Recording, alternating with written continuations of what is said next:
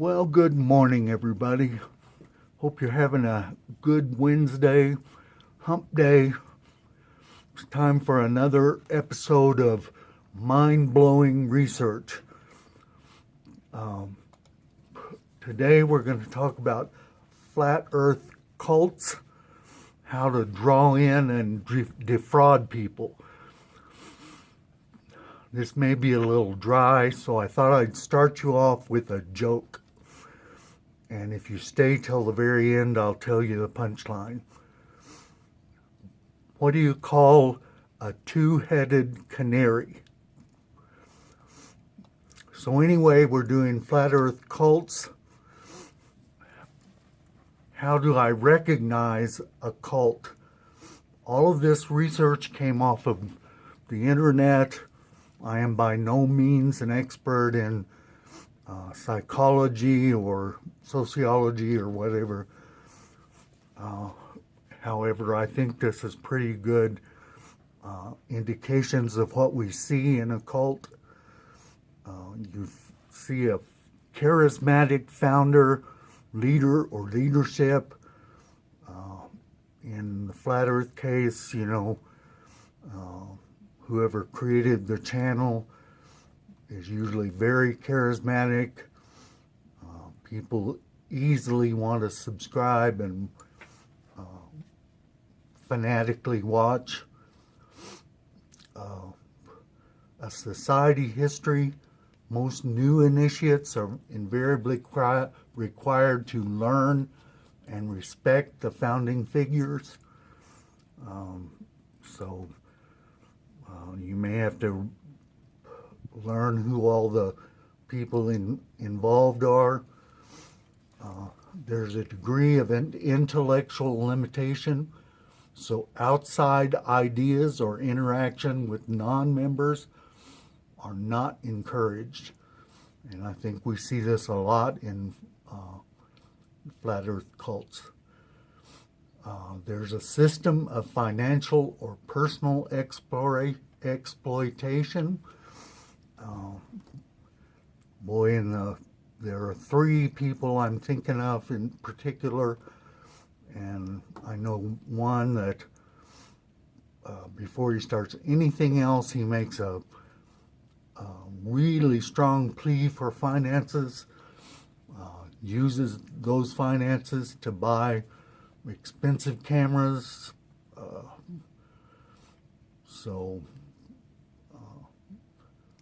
Next, members are encouraged to do certain practices, methods, and techniques, and only those.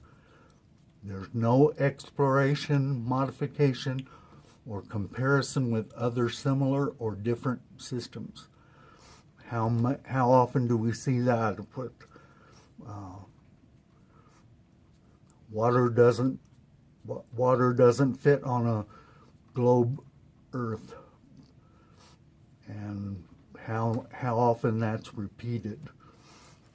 There's a noticeable degree of repetition, so key figures such as the founder and their stories are often repeated to train people to think in the same way. Again, how many times do we see this repetition? Members are all very similar and have minimal contact with the outside world or the real world. There is substantial amount of time, money, thought, and encouragement invested in promotion. The typical traits of a cult leader, again, personally I'm thinking of three that really impact me as being on the edges of a dangerous cult. So here are some typical traits. He has a grandiose idea of who he is and what he can achieve. He requires excessive admiration from followers and outsiders. He might join Mensa to show you how smart he is. Has a sense of entitlement, expecting to be treated special at all times. Is exploitative of others by asking for their money or that of relatives, putting others at financial risk. He is arrogant and haughty in his behavior or attitude. Boy, we see this a lot over and over in discussions and debates, having this haughty, arrogant attitude. Number 6, he has an exaggerated sense of power, entitlement that allows him to bend rules and break laws, such as tearing books apart in Target. He is hypersensitive to how he's seen or perceived by others, publicly devalues others as being inferior, incapable, or not worthy. Boy, this is one that really is seen a lot. He ignores the needs of others, including biological, physical, emotional, and financial needs. He is frequently boastful of accomplishments. He needs to be the center of attention and does things to distract others to ensure that he or she is being noticed by arriving late, using exotic clothing when he or she shows up to meetings, over dramatic speech, or by making theatrical entrances. Doesn't seem to listen well to the needs of others. Communication is usually one way in the form of dictates. These people, I've seen time and time, they don't look at comments. They never see what other people are saying. They have no one that they listen to. It's all them at the top. Haughtiness, grandiosity, and the need to be controlling is part of his personality. Another few, he behaves as though people are objects to be used, manipulated, or exploited for personal gain. When criticized, he tends to lash out, not with just anger, but with rage. And boy, in debates we see how the rage and the people lash out. Anyone who criticizes or questions him is called an enemy. We often hear satanic or demons, you're going to hell. He refers to non-members or non-believers in him as the enemy. Acts imperious at times, not wishing to know what others think or desire. Again, there's no attempt to listen to other comments or other people. He has magical answers to solutions or problems. I think you know what that means. He's superficially charming or charismatic, habitually puts down others as inferior and only he is superior. We have another guy that really gets down on other flat earthers, talking about how they are. Has a certain coldness or aloofness about him that makes others worry about who this person really is and whether they really know him. Here's some more. He's deeply offended when there are perceived signs of boredom, being ignored or being slighted. Treats others with contempt and arrogance. Here's that word, arrogance, again. The word I dominates his conversations. He's oblivious to how often he references himself. He hates to be embarrassed or fail publicly. When he does, he acts out with rage. He doesn't seem to feel guilty for anything he's done wrong, nor does he apologize for his actions. The person that tore up the book in Target made another video saying, I got a little pushback on that video, but I'd do it again in a heartbeat. Believes he possesses the answers and solutions to world problems. Believes himself to be a deity or a chosen representative of a deity. He's rigid, unbending, or insensitive. Describes how this person thinks. Tries to control others and what they do, read, view, or think. Writes books.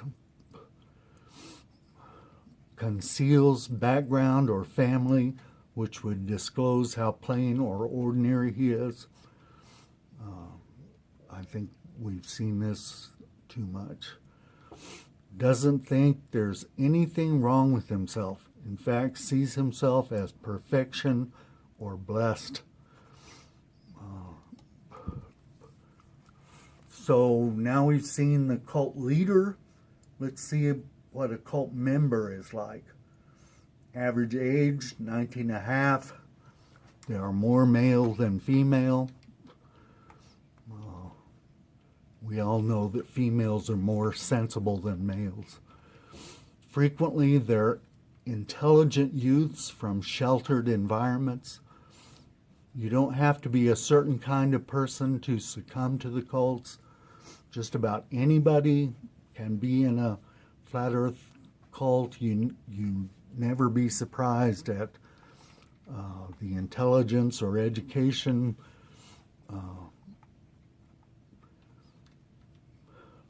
The next one, cult recruiters frequent bus stations, airports, campuses, libraries, rallies, anywhere that unattached persons are likely to be passing through. Again, we saw this one that was at a mall dressed as Santa, handing out tracts to little children. Many people join cults because they believe they're being offered solid, absolute answers for questions. Many cult leaders promote messages that are simple and seem to make sense. This definitely is the way flat earth channels are. Anything they can think up has got to be very simple, one answer. There's no complication, no 3D information. It's all simple and easy to make sense of. Cult members often have no idea they're in a cult. So now that we're in this flat earth cult, how do we get out? The best thing is to step away and study what's going on. If it's not a cult, you can always go back in. Do not talk to the leader. It's just not a good idea to get the leader involved because you know they're charismatic and manipulative. Get family or friends that can support and help you as you leave. You're going to need lots of love and support. Whatever you do, do not criticize the group. Here's something that we can tell someone that's trying to get out. We all fall for con artists and swindlers once in a while. You still have a lot to offer, and I can help you move on with your life.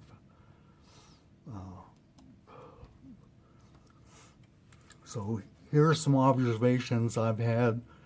There are many flat earth channels that definitely fall under these guidelines.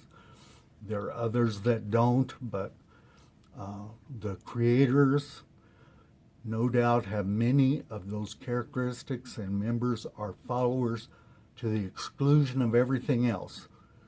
I don't know how many comments I've seen where they say, oh, you need to listen to this guy. He's great.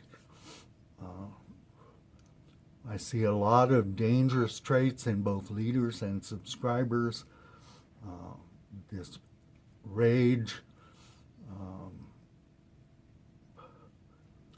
I'm sure many of you also can see these cultish flat earth channels.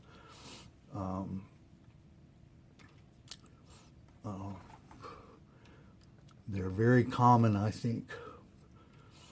The best we can do is show reality and truth, and to continue the efforts to discredit the leadership, hoping to catch those casual viewers and those unsure or on the fence. As I said before, I'm in no way a psychologist or sociologist, and I've only gathered this information from the internet. There is a plethora of information out there to study. You can Google cults, and you're going to just find tons of stuff. I encourage you to check out Leah's Logic channel. She has a lot of good stuff on conspiracies and other good things. You might also like this video by Tech Insider, why people are attracted to conspiracy theories like Flat Earth and why they're dangerous. I'll put these links in the description. Okay, so I promised you a punchline. What is a two-headed canary called? It's called a binary. Hope you found that funny.